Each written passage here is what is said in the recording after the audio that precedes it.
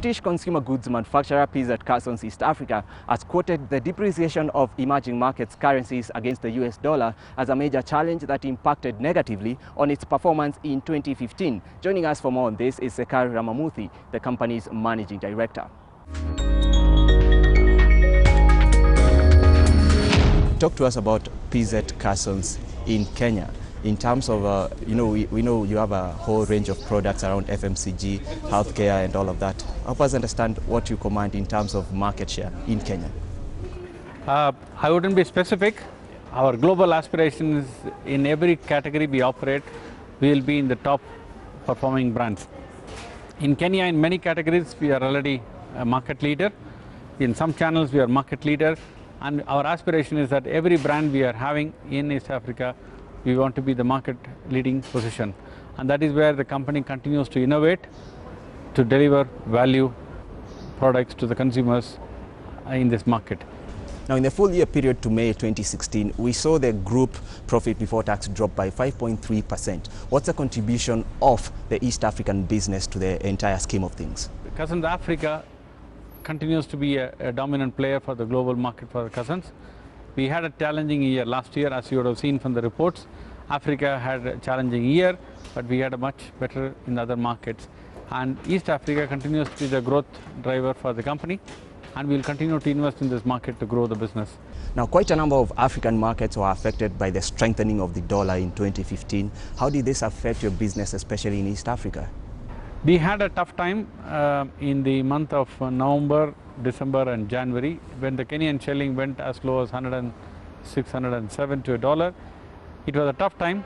We took a conscious decision of taking the risk of not passing every currency depreciation to the market immediately, because at the end of the day, when the market is in a turmoil, we should not add to the problem to the market. And fortunately, government took strong measures, and that brought us the currency back to 101 to 102 level, and hence we were in the right zone to make sure we are in the right side of the consumers. Did it affect your revenue when you say that you are able to absorb the shock and not pass it to the consumers? Yes, it will have an impact on the profitability of this market. It's all about the risk versus the market of what you are trying to operate. It did have the impact. All the markets had an impact on currency, and hence one cannot run away from that. Now, the fast-moving consumer goods market in Kenya is quite competitive, and local manufacturers are very active in that space. How are you dealing with the competition? Cussons is an international company, but with the full understanding of the local market and the local consumers. We bring the global innovation to meet the local aspirations by developing market what is suited for the Africa.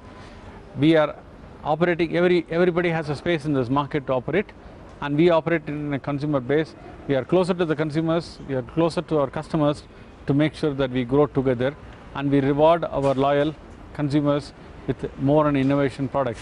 The very fact this scheme of Nyarana Millioni, what we have launched today, is to make sure that we reward our consumers of Imperial Leather, and that we will continue to do more and more in the months and years to come, and continue to grow against the competition. As a UK company operating in emerging markets in Africa, among them Kenya, how is Brexit going to affect your business? For Cussons, within Kenyan operations, we will not be impacted much. To the contrary, we will be slightly benefited, because the products what we are imported from UK, it becomes slightly cheaper. So, because the currency has got depreciated, in that aspect, we stand to gain for importing our products from UK, and UK will continue to grow in terms of business. So, it is a advantage for both sides, because the currency got depreciated. How are you seeing the FMCG sector in Kenya changing going forward, and how is Cussons East Africa positioning itself to be part of that growth? One good thing about East Africa is this is the second largest retail market next to South Africa in this continent, and the retailing brings new dimension to the consumers. So now consumers will have wider and wider choices, and they will be looking at value equation to the quality equation, which is very good in Kenya. The consumers are very, very value conscious to the quality and the innovation what is being brought, and that challenges will continue to be operating in this market.